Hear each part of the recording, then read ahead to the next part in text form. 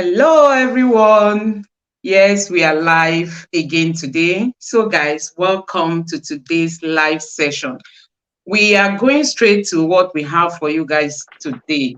So, like we know, the Labour Party has come up with this report saying that Mr. Peter Obi won in 16 states, not 12. Initially we were looking at 11 states plus the FCT, making it 12. But now they are saying that Mr. Peter Obi won outrightly in 16 states. So you see that honestly, they cheated on us. But the Obedient family, even the Labour Party, we are smart people. They can't just outsmart us like that.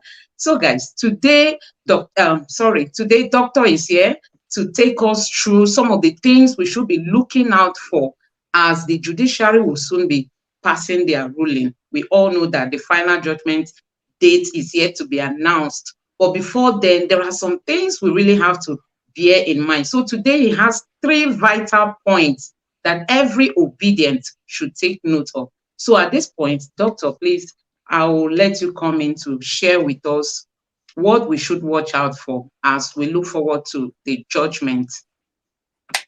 All right, people, good day and wonderful new week we are. I'm sorry, yesterday I had more than enough in the weekend from one lecture after another, and I just had to excuse myself to rest yesterday.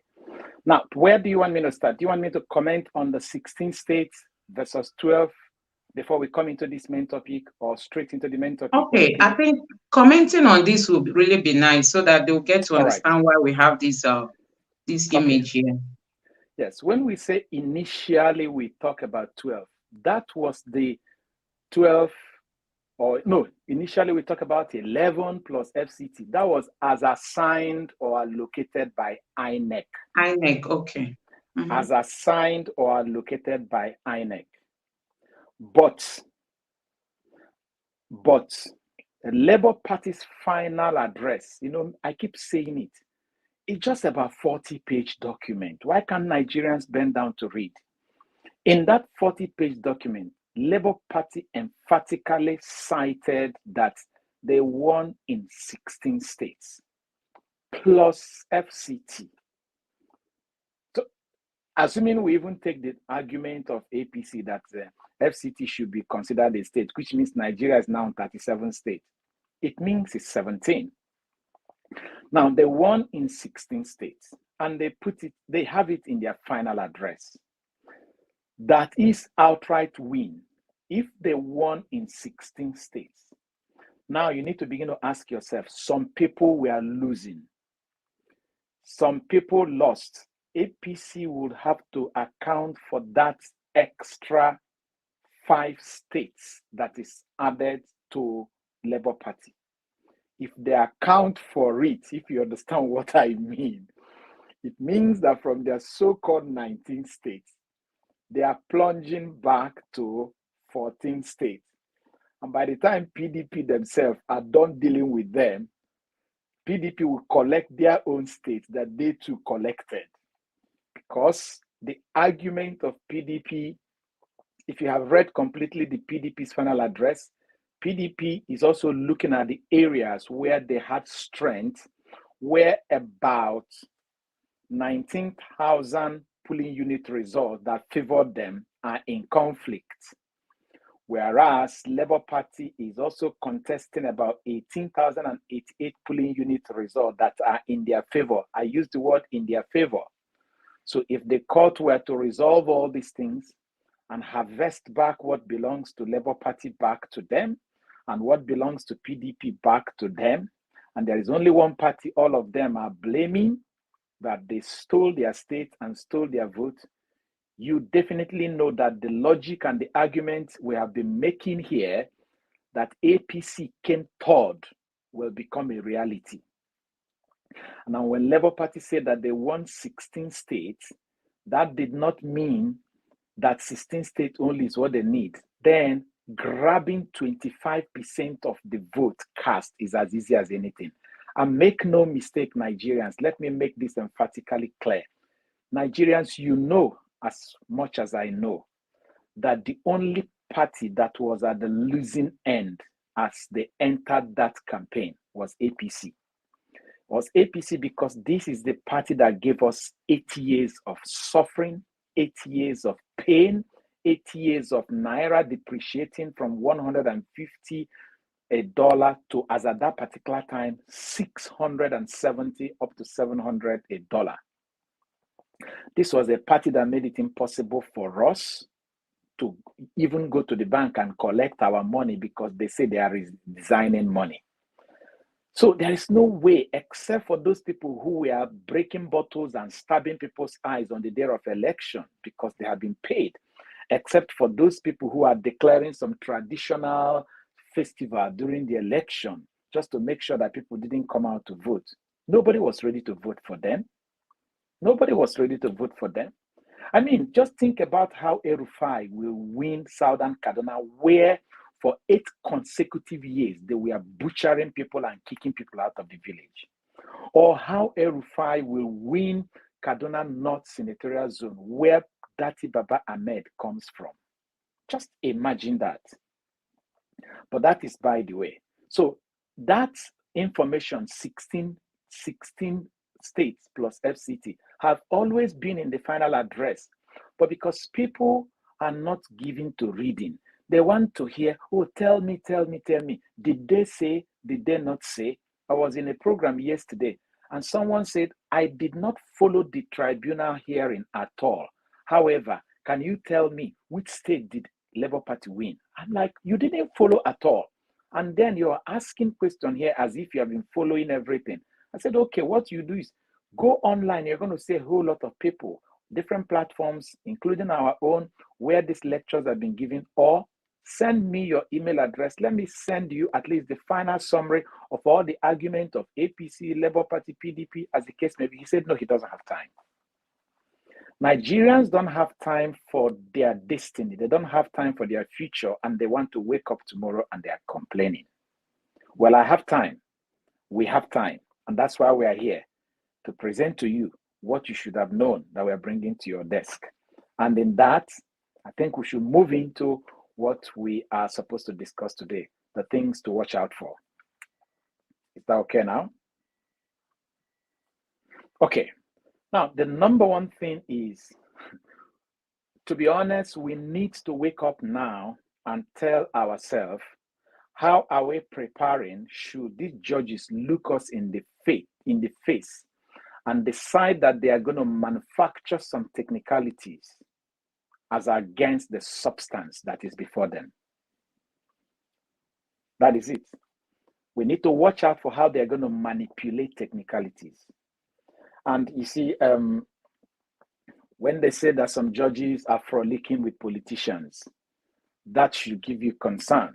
If judges start frolicking with politicians, then you know that they're also going to begin to look for something where it does not exist, and they will find whatever they want to find. Because if people deliberately wake up, want to go and look for something where it doesn't exist, I can bet you that they will find that thing, because they will find what is in their mind, not what they will see. So how do I mean? I give you. We keep saying that Adeleke versus Oyetola was a landmark case that the Supreme Court handled. Yes, it was a landmark post-election case they handled. But there were pre-election matters that the Supreme Court handled that need to give us a concern, especially as it has to do with the former Senate president. Everybody knew the case. Everybody knew what the electoral law said. The Electoral Act said that you cannot.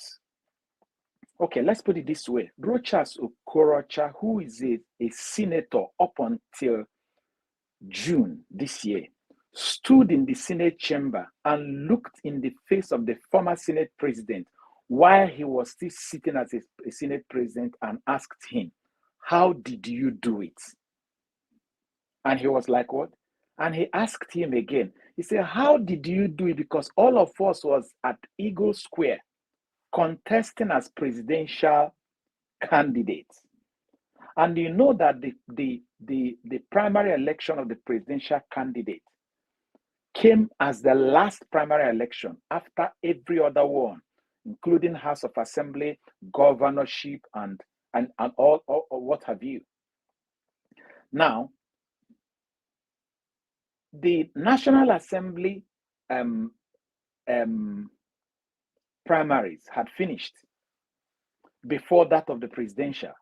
But this guy who did not partake, in fact, even the former Senate president, did you remember when the case from his state finished at the High Court, he said he's not interested in challenging it.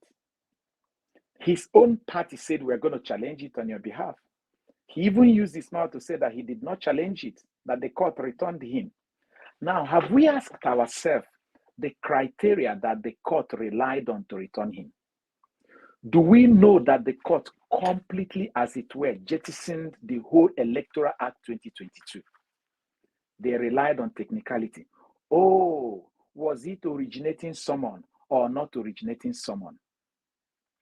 Supreme Court decided that they will not look at the substance of the case brought to them. Now, remember, I have mentioned here what is called the mischief rule. You remember, the mischief rule applies in two ways. The mischief rule, the people who handle it are the lawmakers and the people who interpret the law, meaning the legislatures and the judiciary. And the mischief rule says that you make a new law when you find problem in the existing law, so that the additions, or what we call the amendments in this new law, will correct the problem of the previous law. So Electoral Act 2022 came because of the problems in the Electoral Act 2010. Because you know that Jonathan was the person who signed the Electoral Act 2010, and he used it for the conduct of the election of the 2011 when they used card reader. And that card reader was a mess. They say it know the work. And then they resort to incident form, whereby the likes of Wike used it to retain power in 2015 because they said it doesn't work. Then everybody goes to fill form. And that was how they started manufacturing result where it is existing and where it is not existing, because there is no way you validate it. Everybody's card did not work. Then when in 2015, Jonathan himself did not change the Electoral Act, he used it to also conduct his own election in 2015 under Jega, the same card reader. But then in 2019, a lot of modifications were made, and Buhari refused to sign it into law because I believe he felt it will work against him. Some of these technological changes were brought in then, and he didn't sign it into law. It was after his election in 2019 when he now realized that any other thing there is not going to affect him because he's not going to the pool, that he signed the 2022 Electoral Act into law for this election of 2023. Now, what I mean is this. Now, the mischief they wanted to cure, as you know, when you go to INEC's manual, paragraph 2.9.0, was that all this hijacking, people coming to say, oh, we are the people, the party just wakes up, they remove one person and they replace him with another person, like they did in this same case of the former Senate president. The Supreme Court has read the Electoral Act. They know the mischief rule. They know what the old law, the problem in the old law, and they know what this new law intended to cure. And the rule of mischief to the judiciary is that no matter what happens, you will always interpret the law based on the intention of the error the previous one had, which this current one corrects. The Supreme Court looked at all these things and still decided to handle their judgment as though those errors were not important. They relied on technicality. Oh, it was originating someone. It was not originating someone, and all this crap. And that was it. I read about, I don't know if you know Justice Ogebe. Justice Ogebe is a retired justice, Supreme Court justice in Nigeria. I read his article online. The man lamented and said, what is happening on the bench? He was so angry as a retired Supreme Court judge, claiming that what these people did, in fact, I forgot to bring his article, would have published his article, because it was actually after reading his article that I got angry and said, wow, we need to watch this. Because the man too was lamenting that the Supreme Court should be a court who, above all things, should always consider what is the intention of the law and make sure that it prevails, instead of pandering on some kind of technicalities. Do you get what I mean now? So we need to pray and watch out that our judges are not able to manufacture some technicalities, because if they've been bought over, I'm sorry to use that word, buying over can come in different forms. It can come in form of threats. It can come in form of kidnapping their conscience. It can come in form of anything at all. Anything at all. But let's pray that it did not hound us down and deny us justice. Because you know one thing, if you want to find fault in anything, you'll find fault in it. As we are talking here now, there are people who will listen to what you are saying. They will find fault. I mean, when you go to the chat, you go to the comment section here, you're going to see people who are going to speak for and against. Some people will say, why is he unbuttoning his jacket? Instead of thinking, why is he saying something important? They will say, why is he wearing glasses in the, you will find fault. And finding fault can only be because when it comes to the Electoral Act, that document is balanced, is clean. That document is tight. Nobody can wriggle out of it. If the judgment were to be delivered based on the content of this Electoral Act that I have here, Peter Obi will be declared president in a matter of months. Months, because the law is dragging it. But if the judges want to find technical fault, they will find one, they will find two, they will find three, they will find as many as they want to find. That is a worry we need to be concerned. That is a worry. You know why? You see, if you're driving today the latest model of Mercedes, next year there will be a new model. So there is something in the one of the last year that they will add something or correct something in the one of next year. That you can see it as a modification or see it as a fault. So we need to pray that these people did not handle us like that. Because when APC, I remember then when Adamu, the former APC chairman, was talking tough about this former Senate president. And I'm like, where is this man going to manufacture the law to upturn this thing that is clear? And he was talking with a lot of confidence. And the thing went to High Court. The High Court gave the man, that other man, judgment against the former Senate president. I don't even remember that his name. What is that his name again? Remind me. Forgotten his name.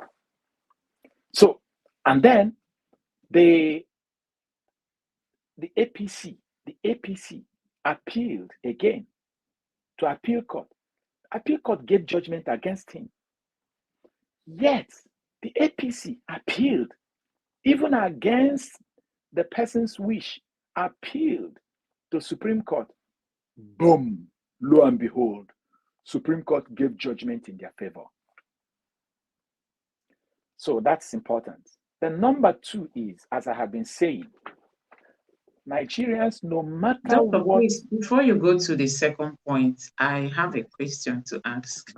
So when it comes to the judgment you've just spoken about, we have so many things that we are looking at that the appeal court is going to be ruling judgment on.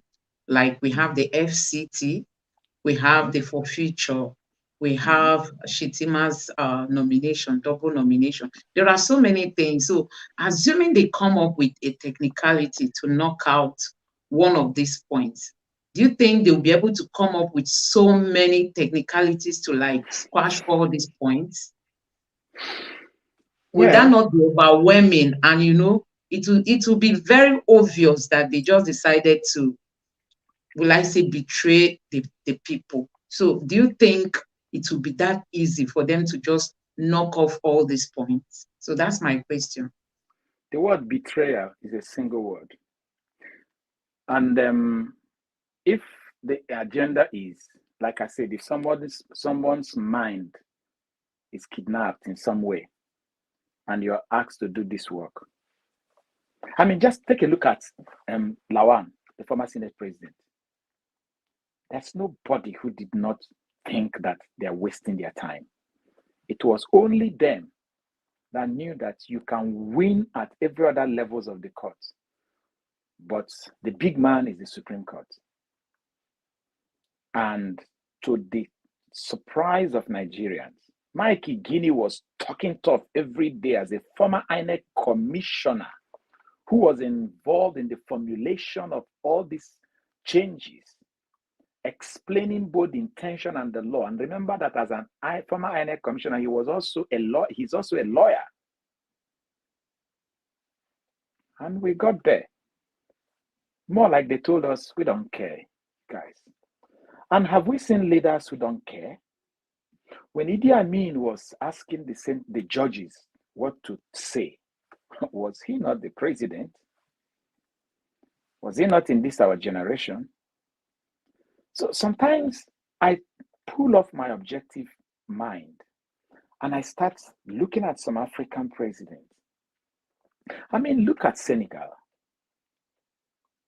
Just look at Senegal. To stay in power, a president sat down there and extended the constitution to return him. And when they do all those things, do they care? It's like when these people want to do this and they found themselves in some kind of cocoon, some kind of trap where they don't hear anything except themselves and the sycophants advising them.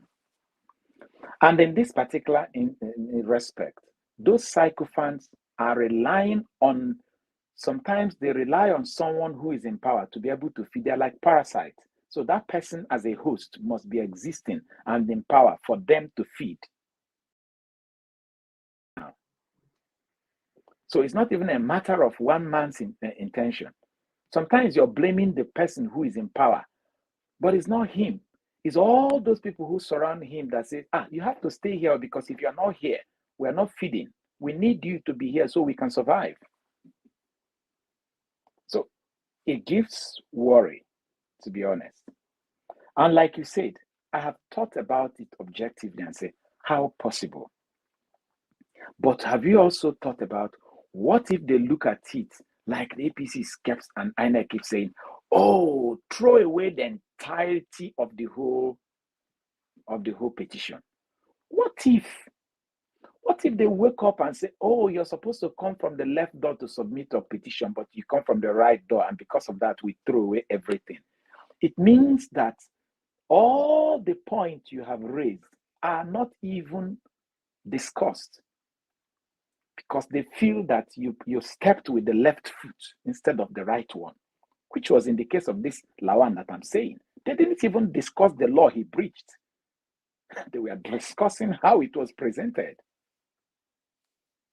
which was even why both Labour Party and PDP, as they were pre-hearing, they were hammering on, please, we hope you people are going to listen to the substantive suits, not all these technicalities, because even they themselves knew that these guys can just set aside everything and begin to sing the music of technicality. Is it not when you enter into a house that you can see whether the house is well furnished? If they lock you out entirely, will you even know whether the house is furnished or not furnished? So you see where I'm coming from.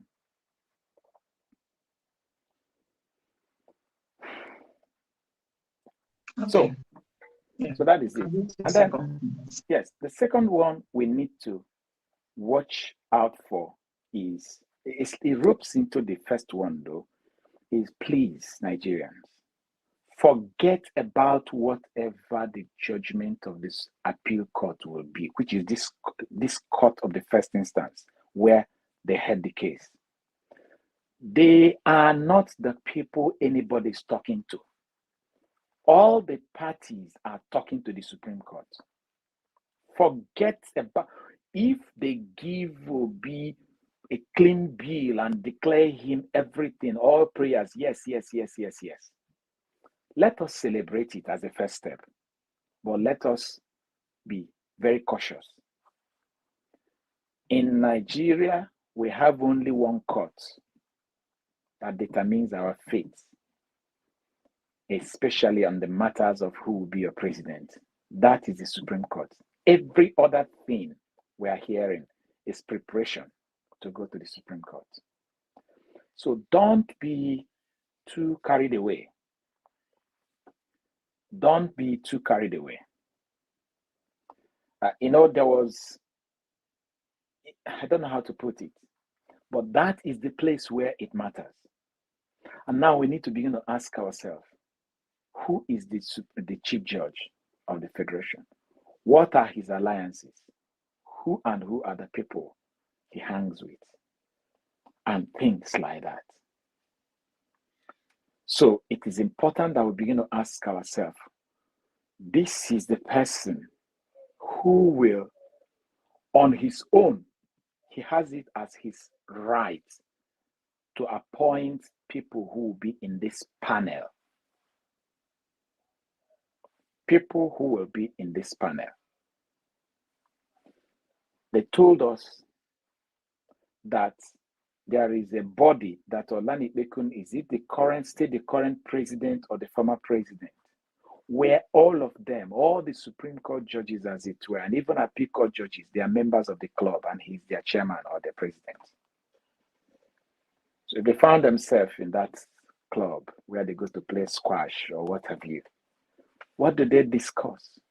Who selects the panel members and who are the people?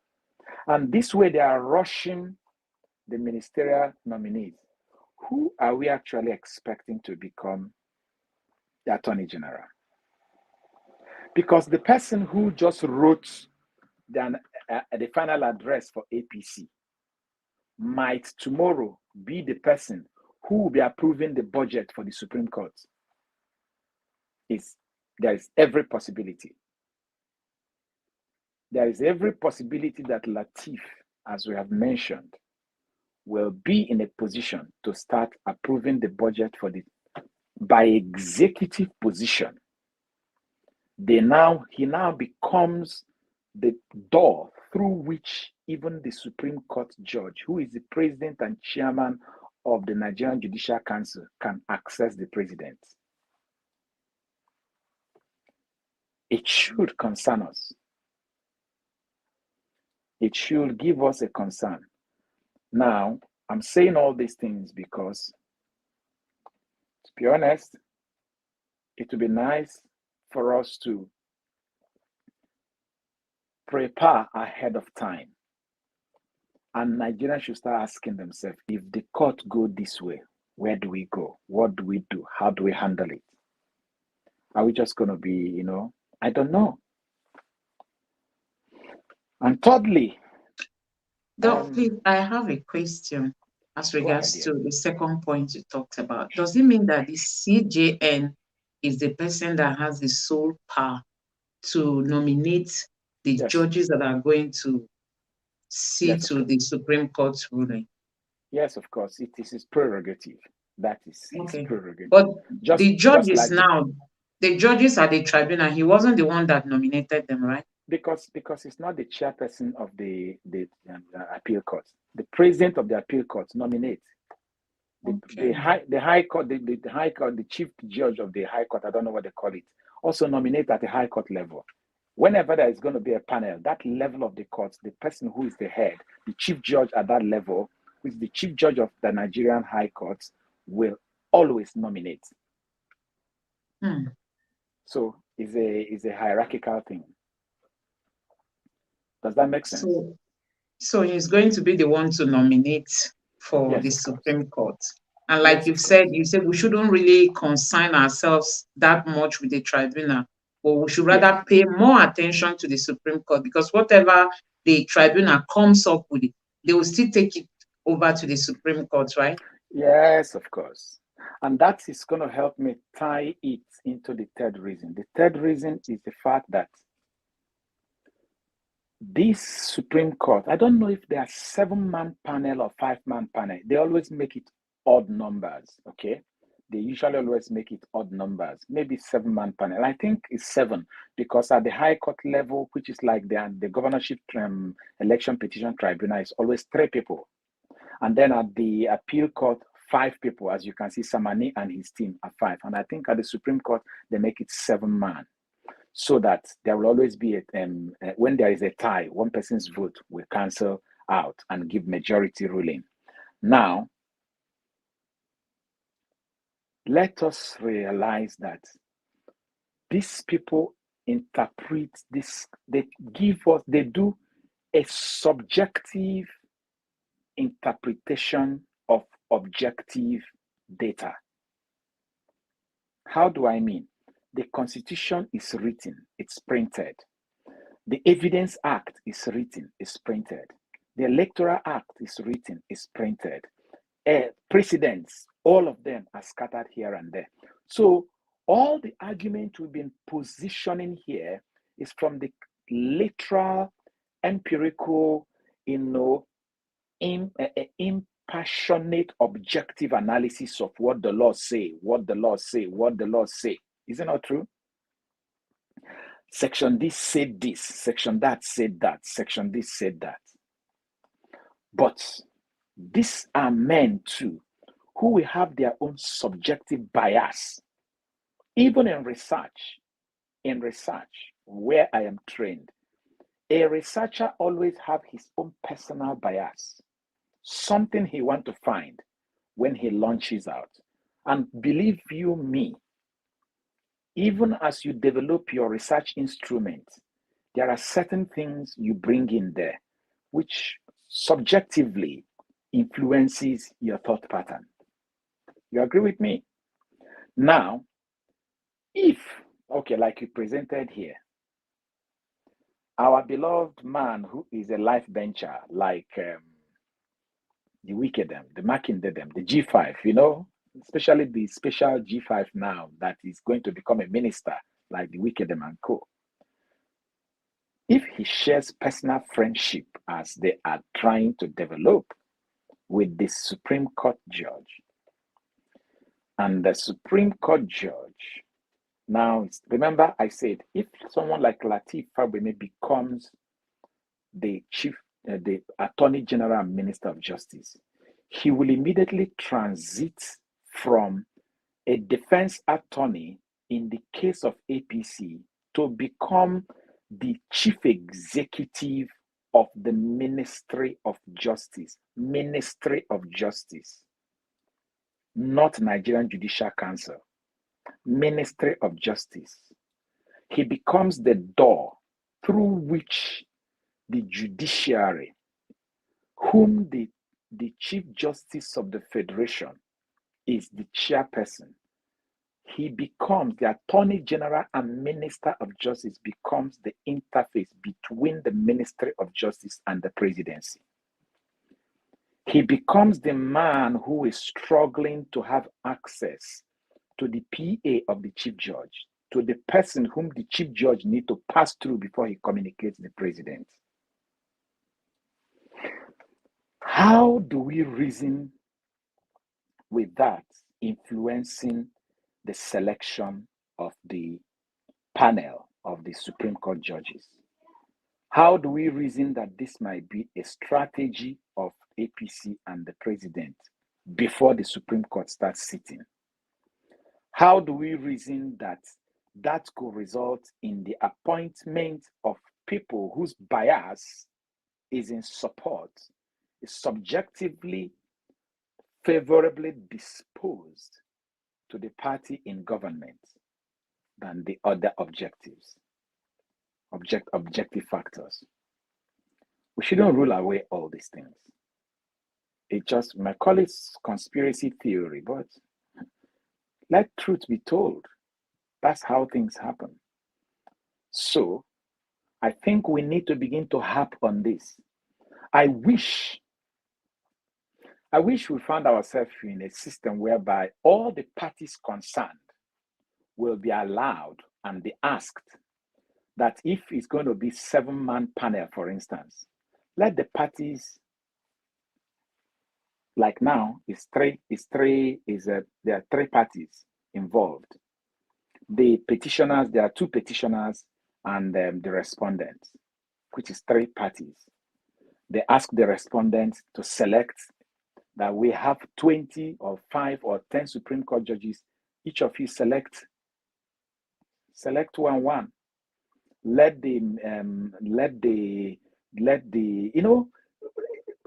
it become something that everybody feels like, I have who I have selected, the other person have who I've selected, and let them all go and sit there. I wish there is something like that.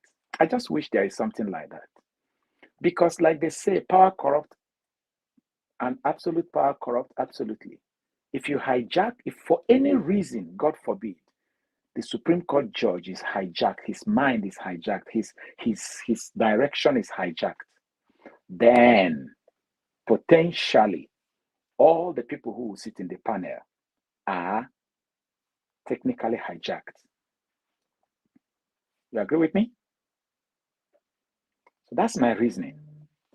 I just thought that we should give it a reason, a thinking like that, to be honest. I just thought so. So if you have a question, you can ask me with respect to this. So thank you very much for your comment. I would have really loved you to, for those who have just joined us now, for you to refresh what you said as regards to the latest report by the Labour Party that Peter Obi did not just win in 12 states, rather he won in 16 states. So you can imagine what that implies. If Mr. Peter Obi has 16 states that he won outrightly, not even just with 25%. So like you were trying to say, it's really going to make the APC number of votes to really drop, radically. So can you just refresh what you said before for the benefit of those who have just joined us, please? Yeah, Labour Party never claimed that PDP stole their vote in anywhere. But Labour Party, it's not even a latest report, it has always been there. Did write in their final report, that they won 16 states. 16 states, they said it. They did not mention those states though. But in their argument and in the technical, based on the report of the person who wrote, the mathematician, they harped more on, they used 2 states to give an example. Those 2 states they used to give an example was Rivers State and Benue State. And now, if APC is the party they pointed to say they stole their votes, it means that this extra 5 states they are claiming will be collected, was their vote that was transferred to APC. If you now go to the 19 states that APC claimed that they have won and collect 5 out of that place, they drop to 14. And PDP on their own was also claiming that their vote was stolen, and they did not point any hand to Labour Party. They pointed all their hands to APC. It is only APC that is collecting from everybody. Assuming they go there to collect 1 or 2 states. You understand? What will that make it? Sorry, I'm making a mistake. I am making a very big mistake. They said APC won 12 states. Am I right? PDP won 12 states. That is according to INEC. APC won 12 states, PDP 12 states, and then Labour Party 12 states plus 12 states plus FCT, making it no, I'm sorry, no. 11 states, 11 state pluses. Now, APC claimed that they won 12 states and that they got 25% in 29 states. Please, my head just got well balanced now. Now, Assuming all things are held constant, and 5 states is taken away from APC out of the so-called 12. How many is left? 7.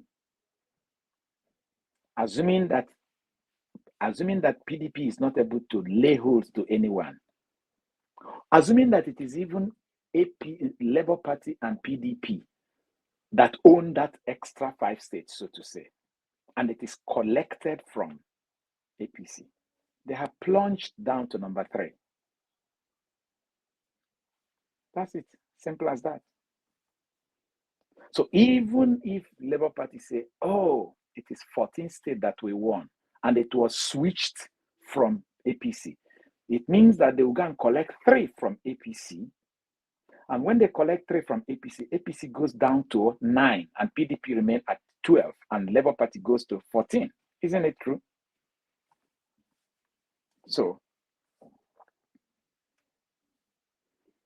how many days remain for the announcement, as well as all have been waiting long enough for this? Announcement of the results, nobody knows. But I can bet you that I don't really think we're expecting the announcements to be done in this August. And I think objectively, I'm not expecting it.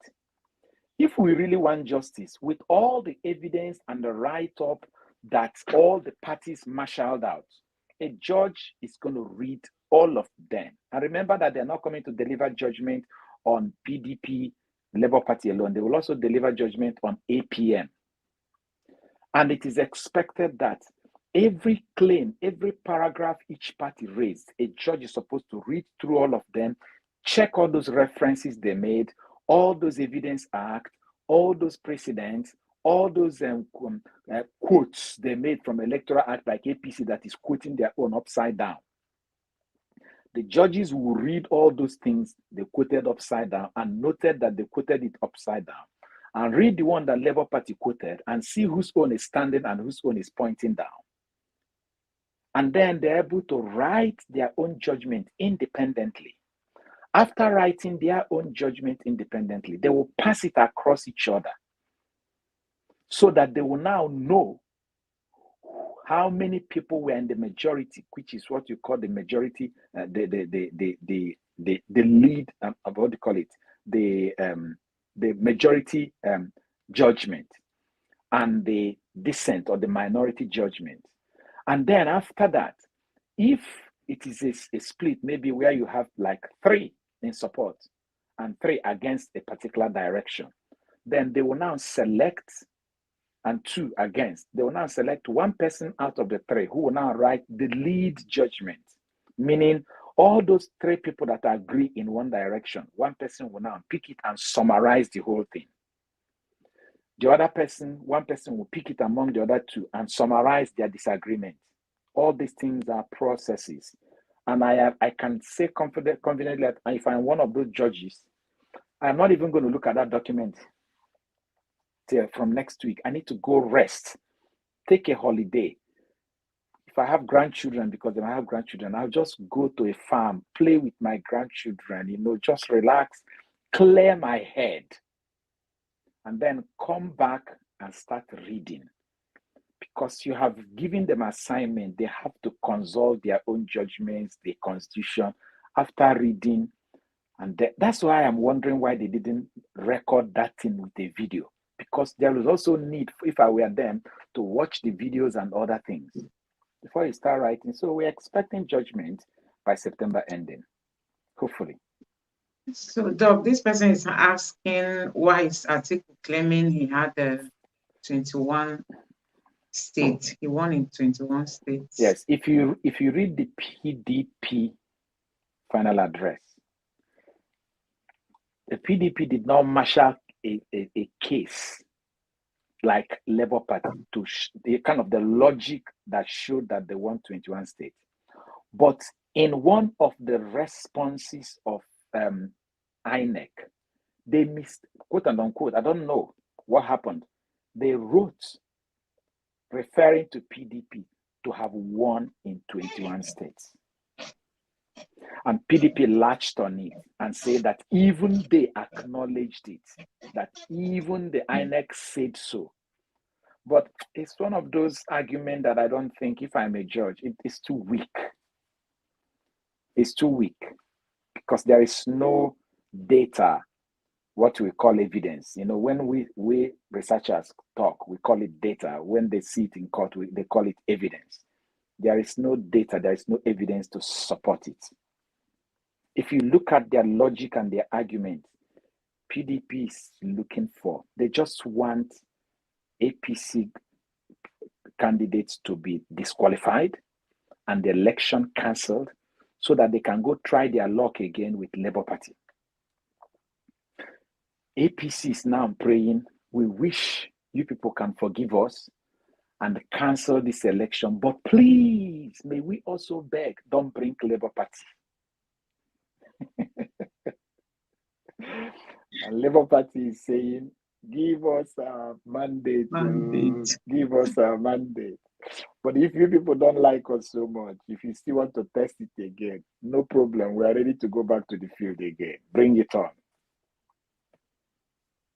So that's it. Yeah, Doc, please, before we finally conclude, I still want you to kind of tell us those 3 points that you mentioned before now, because for me, it's really an eye-opener.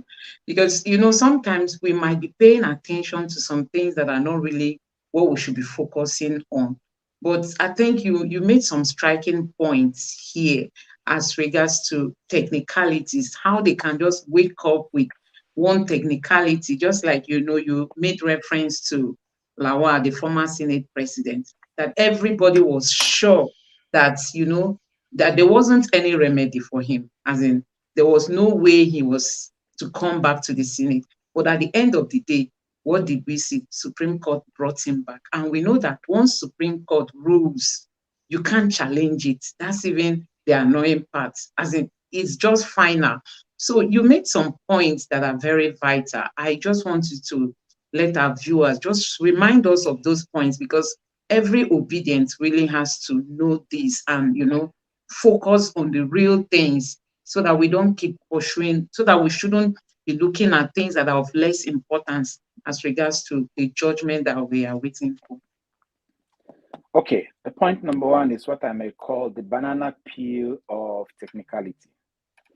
Using the case of Lawal, how even Rochas Okrocha was saying in the Senate chamber, Oga Lawal, how did you do it? All of us were contesting the presidential primaries. And all of a sudden, you didn't even buy form. You didn't even do anything about Senate. You are back here. And he said it is the judiciary that gave him the window back, that he didn't even want to continue, because even Lawal himself didn't see any chance. But Adamu, who was the APC chairman, used to talk tough. And everybody was wondering, how will it be? My dear people, the Electoral Act 2022 spelled it out. But the Supreme Court manufactured a window of escape for him by relying on technicality of whether it was originating summon in the way the appeal was submitted by the other party. Do you understand? Some shoddy issues which defies the whole principle of mischief rule. Mischief rule says, what is the error in the former legislation that the new legislation is trying to cure? You identify it, you cure it.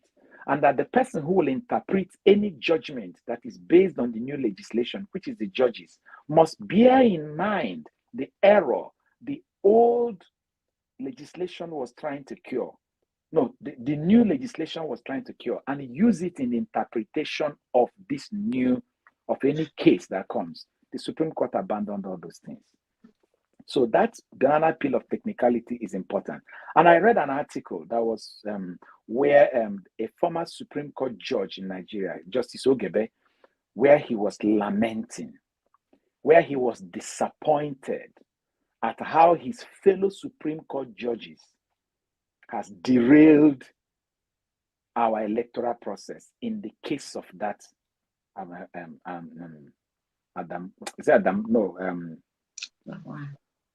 Lawal in that case.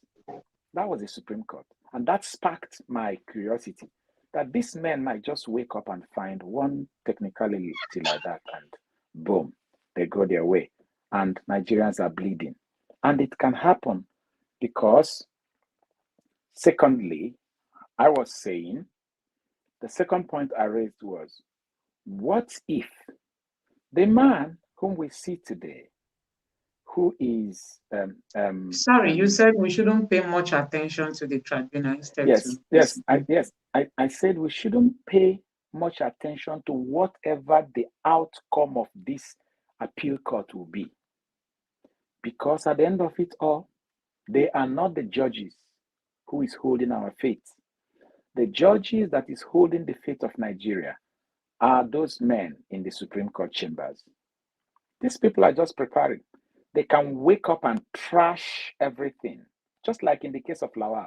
Both what the High Court said and what the Appeal Court said, they trashed everything and gave Lawal a clean bill of health and move. Did the Supreme Court argue that what the other judges said was not in line with law? No, go and read the judgment. They were arguing how the case was presented, not the content of the case, the substance of the matter. That is why during even the pre-hearing, all the parties like PDP and Labour Party were saying, we hope this technicality thing, because you know one thing, if they want to go the technical way, they will find the technical reasons. You will always find a fault where you want to find it. You will always find a fault, period. So the second one, the third one, please, is that if the mind of the chief judge is arrested or kidnapped by any means, directly or indirectly, that will influence also the people that he will appoint in the panel, because he has the prerogative of who sits in the panel. He may not be there, but he will appoint the people. Even though in many, I have not seen any presidential election tribunal that get to the Supreme Court that the chief judge is not part of the panel. So I am going to see him. I expect that he's going to be the person who will be in this panel. All right? And the challenges, oh my goodness. With all the frolicking that is flying in the media, that is hanging out with the likes of Wicked, Makindedem and co. And the way things happen in Nigeria, if we have a split vote against and for, assuming they are 5-man panel or 7-man panel, and 3 is against and 3 is for, where do we think that our chief judge will throw his vote? It gives me a whole lot of worry. It gives me a whole lot of worry, especially when I sit down and I begin to remember all those rumors, all those stories about going to London in a wheelchair and receiving food in the hotel through Uber Eats. And I ask myself, if there are 7-man panel and the person people have this impression is in the panel, and if indeed that impression is true, we have already lost 1 vote. That is, without even hearing the case, 1 vote is lost. So it means that if there are 7-man panel, we need to work hard to secure 5 votes to cancel whatever the impact will be. These are realities we need to face. And then all of a sudden, somebody who was the defense lawyer in a suit that is still going on is now being appointed as a minister. And there's every possibility that he's going to become the Attorney General, meaning he will become the Chief Executive Officer of the Ministry of Justice. He will just be transported, elevated from the man who is seeking for the attention of the PA of the chief judge to become the person that if the chief judge need to gain access to the presidency, he will pass through him, because it is him that they will submit their budgets to. and he will tender it at the Federal Executive Council as the budget for the Ministry of Justice. He is the person who will go to the Senate to defend the budget for the Ministry of Justice. Oh my goodness.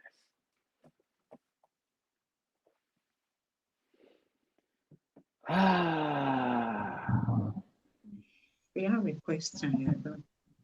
Somebody says, what if APM abandoned their petition after the tribunal judgment? Can LP raise new? Well,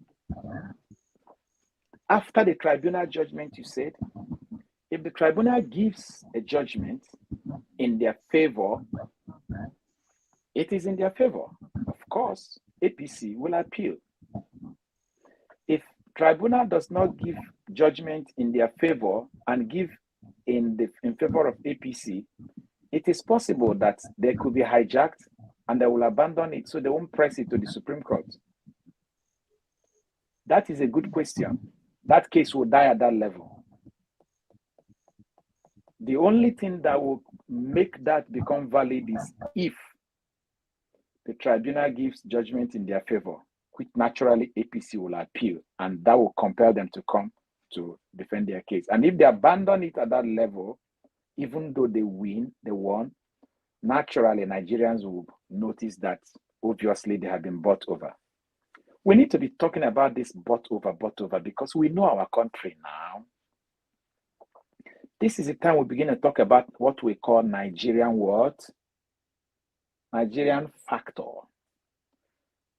Honestly, we have been objective, reading the letters of the law. We need to begin to consider the real Nigerian factor. We can't rule it out. So thank you very much. I have a question, sir. Sure, bring your question. Okay, since to a very large extent, Labour Party and Peter Obi have been able to present their evidence to the courts that they won the 2023 presidential election, and we know that 100% of it all now depends on the courts to give their judgment. So at this point in time that we know that it depends on what the Supreme Court have to say, and then you noted that after the Supreme Court's judgment, it's final. There's nothing that anybody can do. How can Obidients... Sorry, can you hear me? Yeah, sure. Yeah. Okay.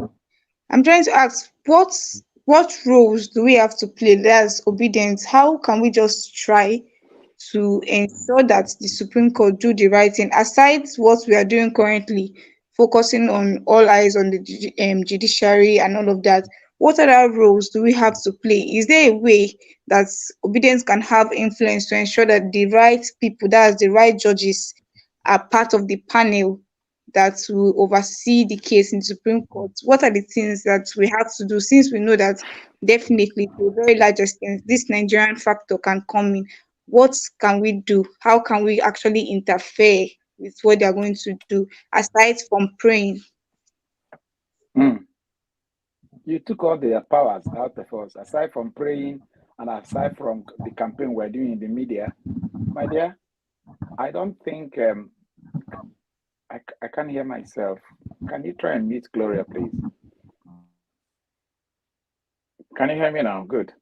I don't think I know any other thing. I do strongly believe that indeed God has remembered Nigeria. There's never been a man in our history, at least our generation, whose passion woke up Nigerians like Peter Obi did. How many of us know what is our electoral act, even touch it? How many? So I strongly believe that somehow or the other, they will have some level of blind sight. How do they put it? How do they put that terminology again? That is, they will think they have it all.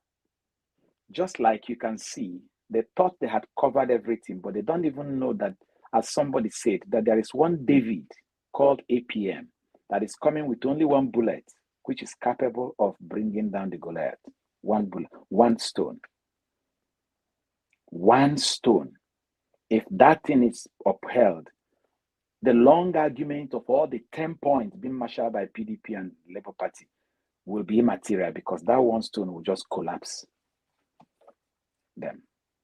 And when they were defending the double nomination of Shettima in their final address, they were exposing themselves to APM without knowing. Because exactly what APM is complaining is what they were admitting in their final address. In order to protect and defend Shettima, they were exposing their own president. So these people are grandfathers, they are fathers.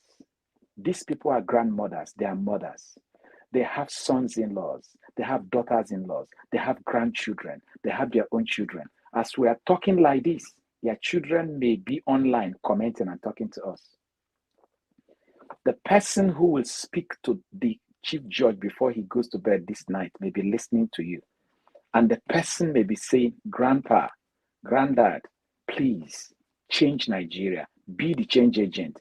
Be the hope of Nigeria. Be the person that when 50 years' time, when Nigerians remember, they will say, but for you, Nigeria wouldn't have changed.